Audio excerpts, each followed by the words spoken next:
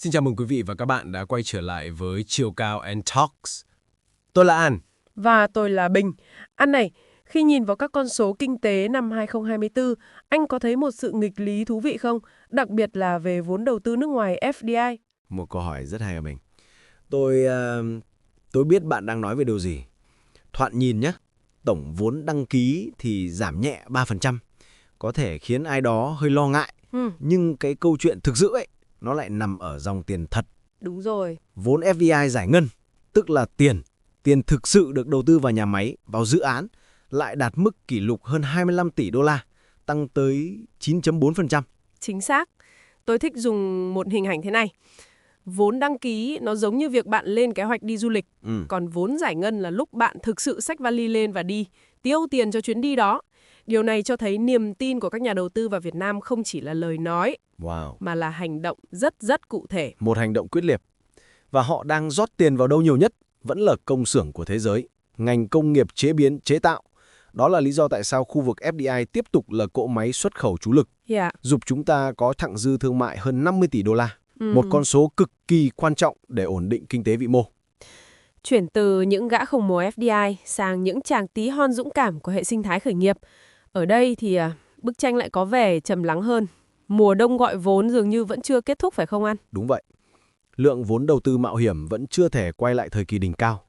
Các quỹ đầu tư giờ đây chọn mặt gửi vàng kỵ hơn rất nhiều. Họ nói rằng trong 100 startup gõ cửa, may ra có một startup được rót vốn. Họ cần thấy mô hình kinh doanh bền vững, có khả năng tạo ra lợi nhuận, chứ không chỉ là những ý tưởng hay trên giấy. Nghe có vẻ khắc nghiệt, nhưng tôi lại nghĩ đây là một quá trình thanh lọc cần thiết. Nó buộc các nhà sáng lập phải thực tế hơn, phải xây dựng doanh nghiệp một cách bài bản. Đúng. Và trong cái lạnh đó, chúng ta vẫn thấy những chồi non đầy sức sống đang vươn lên. Tôi đang muốn nói đến cơ chế sandbox, hay còn gọi là khung pháp lý thử nghiệm. Sân chơi an toàn cho những ý tưởng đột phá. Việc thành phố Hồ Chí Minh cho phép thử nghiệm máy bay không gian ngựa hành và xe tự hành là một bước tiến rất lớn.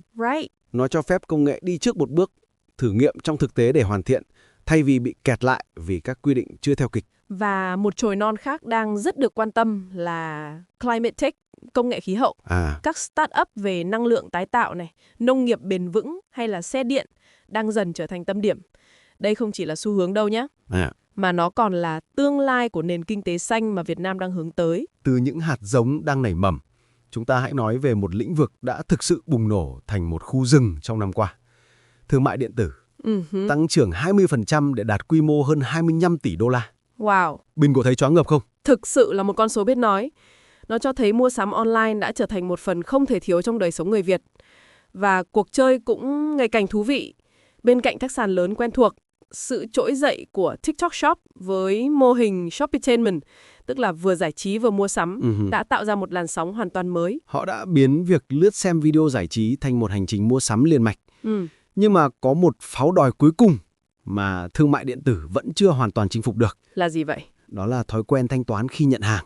COD đó, đặc biệt là ở các vùng nông thôn. Đây là câu chuyện về niềm tin vào chất lượng sản phẩm này, vào người bán này, vào việc thanh toán trực tuyến có an toàn không. Nền tảng nào mà giải quyết được bài toán niềm tin này sẽ là người chiến thắng trong cuộc đua chinh phục thị trường 90 triệu dân này. Một pháo đòi rất lớn đúng không Bình? Như vậy, bức tranh kinh tế 2024 thật đa chiều. FDI thì chất hơn trong hành động, startup thì lead on và thực tế hơn. Còn thương mại điện tử thì bùng nổ và không ngừng biến đổi. Một năm cho thấy sự trưởng thành và sức chống chịu rất đáng nể của nền kinh tế Việt Nam. Cảm ơn các bạn đã lắng nghe. Và bây giờ chúng tôi có một câu hỏi để các bạn cùng suy ngẫm. Giữa một bên là sự thận trọng của các nhà đầu tư vào startup và một bên là sự bùng nổ chi tiêu của người tiêu dùng trên các sàn thương mại điện tử. Bạn nghĩ điều này nói lên điều gì về tâm lý và ưu tiên của nền kinh tế Việt Nam hiện tại? Đây là Chiều Cao and Talks. Hẹn gặp lại các bạn trong episode tiếp theo.